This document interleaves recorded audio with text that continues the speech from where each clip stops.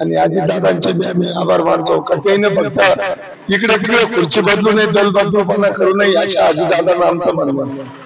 कारण बाप बाप राहतो, बेटा बेटा राहतो. ज्याने काय शिकवलं त्यांना सोडून आज ते गेले, ते आज ते परत येत आहे, तरी आम्ही त्यांच्या साथ देतोय. तर आपण निफाड तालुक्यातलं पिंपळगाव इथे आलेलो आहोत. तर इथे काही बाबा बसलेले आहेत, त्यांच्याशी आपण मतदानाविषयी चर्चा करून घेणार आहोत. प्रथमतः बाबा तुमचं एस मराठी न्यूज चॅनल मध्ये स्वागत. तुमचं नाव सांगाल? बाळासाहेब विदाते, राहणार पिंपळगाव. बाबा आता पिंपळगाव बसवंत मध्ये तुम्ही जिथे राहता तिथे किती विकास कामे झाली तुम्हाला असं वाटतं? नाही, आमच्या इथं दिलीप बांदकरांनी भरपूर कामं केलेली तशी, पण सर्वसाधारण त्याचा जर विचार केलाच तर आता काही अपूर्ण आहेत ना, पूर्ण झालेच नाही ना अजून. आणि विकास हा प्रत्येक विलक्षण होता असतो, पंचवार्षिक निवडणूक आधी विकास करायचाच असतो, पण विकास काही राहिले नाही. मग विकास कुठला करता तुम्ही? प्रत्येक पंचवार्षिकला तुम्ही सांगतात का विकास करायचा आहे, आता विकास कुठला राहिला? सर्वसाधारण जनतेला ते समजलं पाहिजे. तुमचं मते बाबा, पहिले नाव सांगा. पुंडलिक विदाते.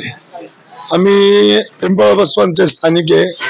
एक गावातले आमदार झाले तर खूप चांगलं आहे, आणि भविष्यात खासदार आणि आमदार पिंपळात माझ्या 59 वयामध्ये पहिल्यांदा होतोय. तर आमचे दिलीप काका बनकर हे चांगल्या मताधिक्याने निवडून येणार आहे. ही का पांढऱ्या दगडावरची काळी रेख असं. तर जवळजवळ त्याने बरेच कामं केले. जवळजवळ 15,000 कोटी रुपये या तालुक्यासाठी निधी आणलेला आहे. आणि अजितदादांचे बी आम्ही आभार मानतो का त्याने फक्त इकडे तिकडे खुर्ची बदलू नये, दल बदलूपणा करू नये अशा अजितदादांना आमचं म्हणणं आहे. कारण बाप बाप राहतो, बेटा बेटा राहतो. ज्याने काय शिकवलं त्यांना सोडून आज ते गेले, ते आज ते परत येत आहे, तरी आम्ही त्यांच्या साथ देतोय. असं तो थोडा त्यांना बी विचार करावा. आणि दिलीप काका बनकर हे 100% निवडून येतील. म्हणजे पिंपळगाव बसवंत मध्ये राजकारणाचा गदारोळ कोणाचा, असं कोणाचं वाटतं? नाही, सर्वसाधारण आमच्या गावचा आमदार, शेवटी आम्हाला अभिमान आमदाराच्या गावच्या आमदाराचाच राहील ना. तरी पण नाही, स्पष्टच बोलतो ना. दिलीप काका आमच्या गावचे आमदार आहे, आमच्या गावात काही विकास केलेला आहे, त्याच्यामुळे आम्ही त्यांनाच मतदान करणार. थोडक्यात म्हणजे तुमचा पाठिंबा दिलीप बनकर यांनाच आहे. आणि जे कोणी आमदार निवडून येतील येत्या 23 तारखेला, तर त्यांना तुम्ही काय सांगाल? काय राहिलेले विकास काम करायची ती पूर्ण करावी, तालुक्याचा विकास करावा, दुसरी काय अपेक्षा आहे? तुमचं काय मत आहे बाबा? तुमचं तेच, जवळजवळ त्यानं निवडून आल्यानंतर का तालुक्याचा आणि गावाचा विकास करावा. हे गाव आता पंचायत होतं, आता नगर परिषद मध्ये रूपांतर म्हणजे झालंच आहे नगर परिषद. तर त्या नगर परिषदच्या माध्यमातून आम्ही काकांना पहिले सांगितलेलं आहे, तुम्ही गल्ली बोळात डोकं घालू नका, मोठ्या वरच्या खुर्चीवर तुम्ही, खाली आम्ही आहे बघायला.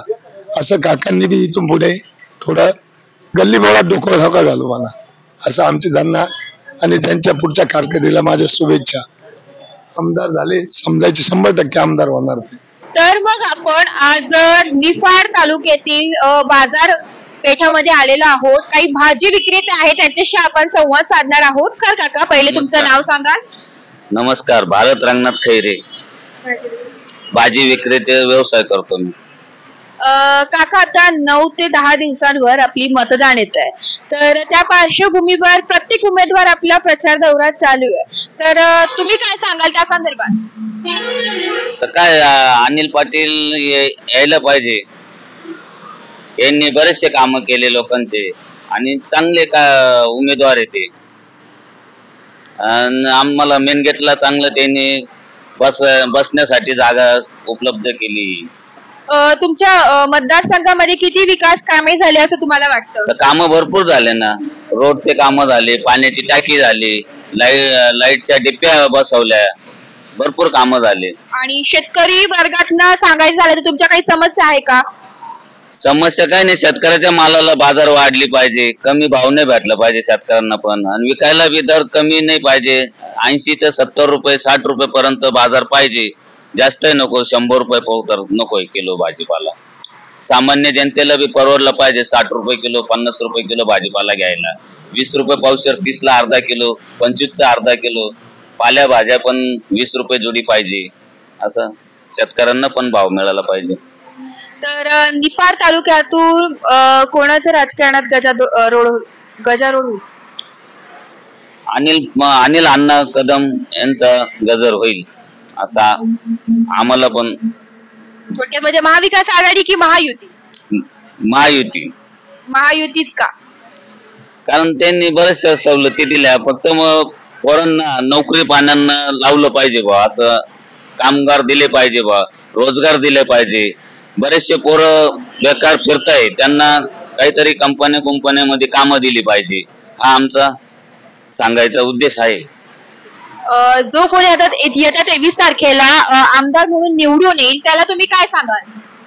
काय सांगणार आहे आता, आमच्या पोरांना कामं नाही, धंदे नाही, त्यांना कामं द्या बा. असं काही पण छोटं मोठं काम द्या. असं तुम्ही कंपनीमध्ये कामं लावा बा. असं विषय असा सर की आता जे योजना सरकारने चालू केलेली आहे, लाडकी बहीण योजना असेल, शेतकरी वर्गासाठी पण योजना, वीज माफक योजना असं सांगितलेलं आहे, त्याबद्दल काय सांगाल? त्यांनी वीज माफ केलं पण मग शेतकऱ्यांच्या काही मालाचे बाजार नाही सापडते, काही मालांची नुकसान होऊन जाते.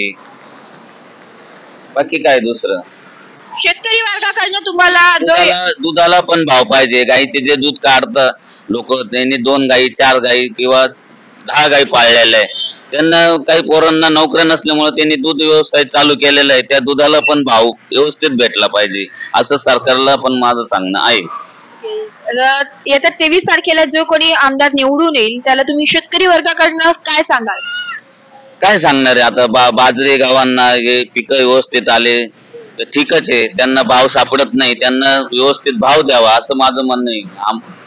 हंगामी पिकं येते, वर्षातून एकदाच होत येते. तर आपल्यासोबत 12 बलुतेदार महासंघ नाशिक जिल्ह्याचे जिल्हाध्यक्ष आहेत, त्याच्याशी आपण या संदर्भात चर्चा करणार आहोत. नमस्कार साहेब, प्रथमतः आपलं स्वागत. तुमचं पहिले नाव सांगाल आम्हाला? माझं नाव बाळासाहेब पेंढारकर. मी 12 बलुतेदार महासंघाचा जिल्हाध्यक्ष म्हणून ग्रामीणचं काम पाहतोय. आणि आमच्या समाजामध्ये अनेक वंचित घटक आहेत आणि या सोनार, सुतार, लोहार, कुंभार अशा 12 जाती मिळून आमचा महासंघ तयार झालेला आहे. आम्हाला अजूनपर्यंत जे तळागाळातले लोक आहेत त्यांना काही योजनेचा फायदा होत नाही. म्हणून आम्हाला जो काम करणारा उमेदवार आहे त्या उमेदवारांनी जर आमच्या याच्यात लक्ष दिलं, कारण 12 बलुतेदार असं आहे तर कायम हा वंचित घटक आहे, त्याच्यामुळं या समाजाकडं दुर्लक्ष केलं जातं. म्हणून असा जो कोणी चांगला काम करणारा उमेदवार असेल त्यांनी ह्या समाजाचं जो कोणी काम करणारा उमेदवार असेल त्यांनी या वंचित समाजाचे प्रश्न जर विधानसभेत मांडले तर आम्हाला खूप त्याच्याविषयी दिलासा वाटेल. का जर आम्हाला त्याचा अनुभव घ्यायचा आहे, आजपर्यंत प्रत्येक आमदार येतोय, प्रत्येक आमदार म्हणतोय मी विकास कामं केली, मी हे केलं आहे, ते केलं आहे, प्रत्येक जण सांगतो, पण या वंचित समाजाकडे कोणी लक्ष देत नाही. आज सुतार समाजाकडे अनेक अवजाराच्या दृष्टीने बँक लोन घ्या किंवा काही घ्या तर त्यांना काही मिळत नाही. म्हणून नाभिक समाज म्हणा, सुतार समाज म्हणा, या समाजाकडे शासनाने लक्ष पुरवलं पाहिजे. अशा पद्धतीने काही योजना त्यांच्यापर्यंत गेल्या पाहिजेत. यामधल्यामध्ये गडप होतात, म्हणजे तो खरा लाभार्थी तिथपर्यंत ते मिळत नाही. त्याच्यासाठी या शासनाने या वंचित समाज म्हणजे कोणते सुतार, लोहार हे पारंपरिक व्यवसाय करणारे लोक आहे.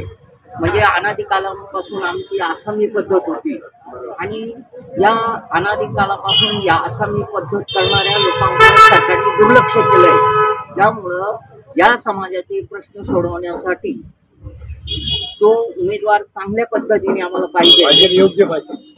तो योग्य समाज त्याच्यावर निर्णय घेईल आणि त्या उमेदवाराच्या पाठीमागे आम्ही सक्षमपणे उभे राहू. तुम्हाला काय वाटतं की निफाड तालुक्यात महाविकास आघाडी महायुती आता कसं आहे, आज दिलीप काकाविषयी कामाच्या बाबतीत पुरवठा आहे, पण माझं काय म्हणणं उद्या हे करतायत, पहिल्यांदा सांगतायत करतो. आज काकाचं वागणं कसं आहे, दिलीप काकाचं कायद्याच्या दृष्टीने कायद्याच्या चौकटीत राहून काम करणारा माणूस आहे. कायद्याच्या चौकटीत राहून काम केलं तर मी करतो, पाठपुरावा काका करतात. आणि अनिल कदमची कशी भूमिका आहे डॅशिंगपणाची, ते अधिकाऱ्याला धारेवर धरतात आणि जागच्या जागी त्यांच्या. त्यामुळं अधिकारी वर्ग काय म्हणतो, हे आम्हाला त्रास देतात. मग आम्हाला त्रास देतात, आम्हाला कसं आहे साध्या सरळ भाषेत तुम्ही विचारा त्या पद्धतीने, म्हणजे ते दडपणाखाली अनिल कदम त्यांच्याशी करतात. आणि दिलीप काकाचा स्वभाव कसा आहे, एकदम सौम्य भाषेत नरमाईच्या भूमिकेत काम करणारा, कायद्याच्या चौकटीत राहून काम करणारा माणूस आहे.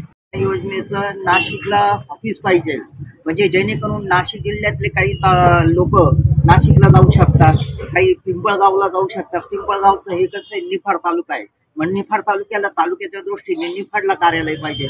अशा पद्धतीने प्रत्येक ठिकाणी त्या समाजाला किंवा त्या समाजाचा जो माणूस असेल त्याला तिथे जाऊन चौकशी करेल आणि त्या चौकशीचा त्याला तिथं फायदा झाला पाहिजे, अशा पद्धतीचे कार्य. तर आपण आज निफाड तालुक्यातील गाव बसवत येथे बस स्थानकावर आलेलो आहोत. तिथे एक बाबा आहे, आपण त्याच्याशी चर्चा करणार आहोत. नमस्कार बाबा, प्रथमतः तुमचं नाव सांगाल? बाबा, तुमच्या मतदारसंघामध्ये किती कामं झाली असं तुम्हाला वाटतं? काहीच कामं झाली नाही. तुमच्या काही समस्या असतील? नुसते आश्वासन दिलेले आहेत, 4-5 गज खडीचे आणून टाकले, बस. त्याच्या पलीकडे काहीच कामं नाही. आमच्या घरामध्ये एवढं पाणी कोणी पाहायला आलं कोणी आमदार होते त्यांनी कधी 5 वर्षाच्या पाहिलं 5 नाही 50 वर्षाचं कोणी पाहिलंच नाही गावामध्ये. जो कोणी आमदार निवडून येईल त्याला तुम्ही काय सांगाल? काय सांगायचं, सांगू नाही बी फायदा नाही. तुम्हाला काय वाटतं, महाविकास आघाडी येईल का महायुती? त्याच्यात दोन्हीचाही शक्यता आहे, पण आमच्या काही उपयोगाचं नाही. आमची सोयाबीन वाहून गेली, सोयाबीन सडून गेली, घरामध्ये कमरा एवढं पाणी कोणी पाहायला आलं. त्याला ते ग्रामसेवकाला विचारलं होत तर ते म्हणे घराचा पंचनामा होत नाही, संपला विषय. 10 वर्षाचे कोणी आमदार आहे त्यांनी त्या समस्यांचा तोडगा काढलेला नाही. जरी कोणी उमेदवार निवडून आला, मला वाटते की त्याला सांगावं की तुमच्या या समस्या पूर्ण व्हाव्यात, असं काय? याच्या मागे सांगून सुद्धा झालेलं नाही, तर पुढचे आलेले काय करणार? ते नुसतं खुर्चीला आपलेले, काही दुसरं काय करणार आहे? आणि गरिबाची कोणी दाद घेत नाही, मोठ्याचे पैशावालीचे दाद घेतात, असं माझं म्हणणं आहे. बाबा, सरकारच्या योजना या योजनांबद्दल तुमचं काय मत? सगळं खरं आहे. मी 1971ला ITI केलेलं आहे फर्निचर. मी आत्ता सुद्धा फर्निचर करतो. 35 वर्ष मुंबईमध्ये होते. कोणीच मला म्हणजे कोणत्याच बँकेने कर्ज दिलेलं नाही. मी स्वतः गेलो होतो बँकेमध्ये 3 वेळा, खादी ग्रामोद्योगमध्ये 2 वेळा गेलो. कोणीच म्हणजे रिस्क घेत नाही कर्जाविषयी काय नाही. पण बाबा, तुमचं जी आम्ही ज्या योजना आहेत त्याबद्दल तुमचं काय मत आहे? योजना चांगल्या आहेत, पण त्या गरिबापर्यंत येतच नाही. तुमच्या घरामध्ये लाडकी बहीण योजनेचा कोणी लाभ नाही घेतला? घेतलाय. आणि बहिष्ठी योजनेचा तुम्ही लाभ घेतलाय की नाही? नाही, अगदी ही योजना तुमच्यापर्यंत आलीच नाही. तुम्ही काही खटपट करायला तिथं कोणी दादच घेत नाही पंचायतीमध्ये, ते काही विचारायचं. नमस्कार आजी, प्रथमतः तुमचं नाव सांगाल? कलेबाई गुलाब जाधव. राहायला कुठे? जाधव वस्तीत, निफाड. आजी, आता तुम्ही शेतकरी वर्गातला आहात, तुम्ही भाजी विक्रेता आहात, तर तुमच्या मते टमाट्याला त्याच्या तुमच्या भाजी विक्रेत्याला भाव कसा आहे? आमचा काय डल भाव आहे, कधी महाग राहतो कधी स्वस्त राहतो. किराणा महाग, गोडे तेल महाग झालं, आणि गाय गरिबांना पोट कसे भरावं? आमचे 2 मुलं राहतात, त्यांना नोकऱ्या नाही, पाणी नाही, शेतीमध्ये भाव भेटत नाही, वेळेच्या वेळेवर पाटावर पाणी भेटत नाही. आजी, आता तुमच्यासाठी बहिष्ठी योजना केलेली आहे, त्यानंतर भाडं तुम्हाला अर्धा तिकीट माफ केलेलं आहे बस सेवा, तर त्या संदर्भात काय सांगाल? काय सांगायचं, आम्हाला अर्ध तिकीट माफ केलेलं आहे सरकारनं. लाडक्या बहिणीचं काय आम्हाला 2-3 म्हणजे म्हाताऱ्या बाळाला काय भेटेल नाहीये. मग हे नवतरण्या बाळांना लाडकी बहिणीच आहे, मग म्हाताऱ्या बाळांना का बरं काही नाहीये? म्हाताऱ्या बाया कुठं आता काठीवर चालतील तरी त्यांना काही नाहीये. मग त्यांच्याकरता का बरं एवढं हे सोय? अशा कोणत्या योजना तुमच्या म्हाताऱ्या बायकांना म्हणजे ज्या वृद्ध बायका आहेत त्यांना पाहिजे? आम्हाला गावाला जायला लागत, पैसा पाहिजे. आताचे मुलं काय आयनला सांभाळतील. आजी पण सरकारने अर्ध तिकीट तर केलेलं आहे ना, पण त्या संदर्भात तुम्ही काय सांगाल की म्हणजे तुमचं म्हणणं असं आहे की तुम्हाला येण्या जाण्यासाठी सोय व्हावी, सरकारने तुम्हाला अर्ध तिकीट केलं, त्याचा तुम्ही कधीच लाभ घेतला नाहीये का? कधीच नाही. आम्ही जात येतेच नाही गावाला जास्त करून. आम्ही इथे येऊन बसतो, थोडस धंदा करतो आणि घरी जातो. तर मग आपण एक बाबा आहे, भाजी विक्रेते बाबा आहे, त्यांच्याशी आपण संवाद साधणार आहोत निवडणुकीच्या पार्श्वभूमीवर. नमस्कार बाबा, प्रथमतः तुम्ही तुमचं नाव सांगा. नमस्कार. नाव सांगा. चोपडे. बाबा, आता निवडणुका येत आहे, तर तुमच्या मतदारसंघात किती कामे झाली आहेत तुम्हाला असं वाटतं? तुमच्या ज्या समस्या आहेत त्या पूर्ण झाल्या आहे का? किती समस्या पूर्ण झाल्या. आता तुम्ही शेतकरी वर्गात नाही येता, तर तुमच्या शेतमालाला म्हणजे बाजारभाव किती आहे? चांगले का कमी प्रमाणात आहे? कमी भावाचे तर जास्त भावाचे. जास्त भाव आहे आता भाजीला जास्त भाव आहे. त्याचा तुम्हाला फायदा होतोय की नाही? एक कॅरेट जातं 800 900. 800 900 700 कॅरेट. भाव कसा आहे तुमचा? बाजार भाव काय 10ला पावशे, 15ला अर्धा, 30ला किलो. म्हणजे तुम्हाला याचा फायदा होतो की नाही होत? सरकारला काय सांगणं? फायदा होतोय काय आम्हाला नाही होत. तुमचं पहिले नाव सांगाल? कुसुम कारभारी सोळशे. तुम्ही भाजी विक्रेते आहात थोडक्यात. तर आता 2 ते 9 दिवसांवर मतदान येऊन ठेपलेलं आहे, तर त्या संदर्भात तुम्ही काय सांगाल? काही नाही, महागाई खूप झाली, गाय गरीबाला परवडत नाही. ठीक आहे. तर झालं असं की शेतकरी वर्गात ना, आता तुम्ही भाजी विक्रेते आहात, तर तुमच्या मालाला बाजारभाव केवढा आहे? जास्त आहे की कमी आहे? कमी आहे. ओके. तर त्या संदर्भात तुम्ही येत्या जो कोणी उमेदवार लढतोय तो उमेदवार निवडून येईल त्याला काय सांगाल? त्यांना हेच सांगू, आमची मेहरबानी करून का जे महागाई आहे ती थोडी स्वस्त झाली पाहिजे गाय गरिबांसाठी, एवढंच सांगू, दुसरं काही नाही. ताई, माझा दुसरा प्रश्न असा होता की आता लाडकी बहीण योजना जी सरकारने चालू केली आहे, तर त्याचा लाभ तुम्हाला झालाय का? हा, भेटले बाई, पैसे भेटले ते, पण मग रिचार्ज वाढला, तेलाचे भाव वाढले, हे झाले बा, तेल मागलं, साखर मागली, रिचार्ज वाढला, हे महागाई झाली. म्हणजे तुमची लाडकी बहीण योजना सोबतच म्हणजे ती फायदेशीर पण ठरते, पण एका बाजूनी ती तोटात्मक बी ठरते की तुमच्या शेतकरी वर्गाची मागणी की तुमचा बाजारभाव वाढायला पाहिजे. जो कोणी आमदार निवडून येईल त्याला तुम्ही शेतकरी वर्गाकडनं काय सांगाल? एवढं सांगणं का त्यांना, आम्हाला बी काय परवडलं पाहिजे, थोडस मालाला भाव भेटला पाहिजे, आमची बी विक्री चांगली झाली पाहिजे, आम्ही दुसऱ्याकडनं भरून घेतो. तुम्ही किती वर्षापासून हा व्यवसाय करता? आम्ही आता 7-8 वर्ष झाले हे काम करते. 7-8 वर्षापासून हीच परिस्थिती आहे की चढ उतार आहे काय? ती आता ही चढ झाली व नंतर एवढी नव्हती, पण आता जास्त चढ झाली, म्हणजे महाग झालंय जास्त. जीएसटी बिस्टी लावली ना, त्याच्यामुळं थोडं महागच चाललंय. ओके. झाला विषय असा की अजून सरकारने महिला हाफ तिकीट केलेलं आहे, तर त्या संदर्भात तुम्ही काय सांगाल? तुम्ही त्या योजनेचा लाभ घेतलाय की नाही? नाही, ते चांगले आहे, ते महिलेसाठी एकदम चांगली केली त्यांनी प्रगती ती, पण हेच का रिचार्ज वाढलंय, तेल वाढलंय, हे बाकीचं जीएसटी वाढलीये, त्याच्यामुळं थोडस अवघड वाटतंय, दुसरं काही नाही. थोडक्यात सांगायचं झालं तर भाजी विक्रेत्यांकडनं जी महागाई आहे, या ताईंचं असं म्हणणं आहे की जी लाडकी बहीण योजना तर आम्हाला फायदेशीर आहे, पण गृहिणींची जी संसार उपयोगी गोष्ट असते ती महागली आहे. भाजी विक्रेत्यांवर त्यांचा जो बाजारभाव आहे तो कमी प्रमाणात कधी होतो, कधी जास्त प्रमाणात होतो, तर त्यांना चांगला भाव भेटावा अशी त्यांची पण इच्छा आहे.